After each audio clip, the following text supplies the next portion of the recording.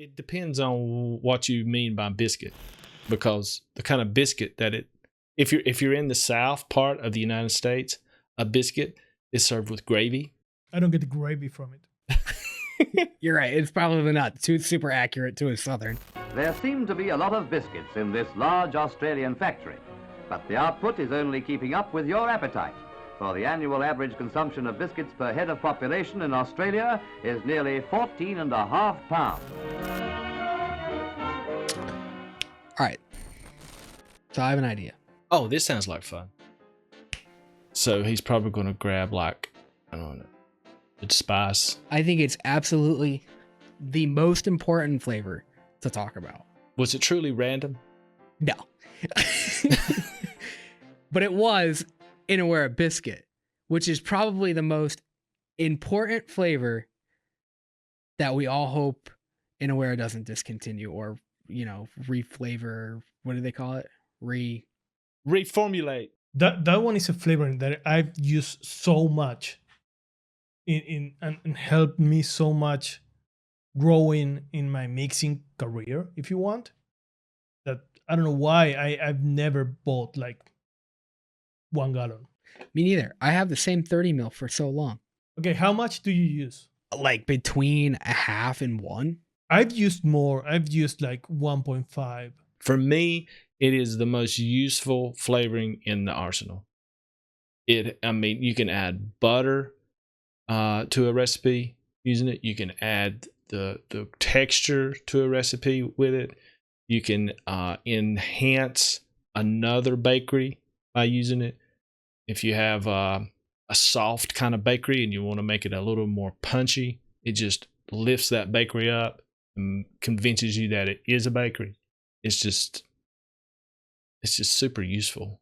Which is 1% to a custard changes the whole thing, makes it so much better. Do you feel is true to its name?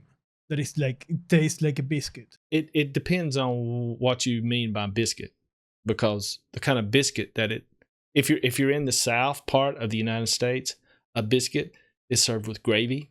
I don't get the gravy from it. You're right. It's probably not too super accurate to a Southern. If you're in the UK, a biscuit is a cookie, basically. A dry, kind of bland cookie. Right. Yeah, but this one is generic in the flavor. So you can use it with more light and golden bakeries and also with more dark bakeries.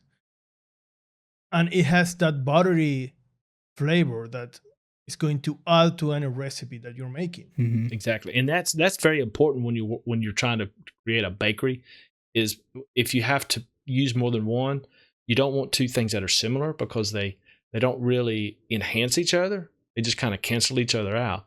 Two flavors I think that get kind of compared a lot, but for no good reason, is FA cookie and INW. That have been my combo for a pie crust. Oh, really? For a very long time.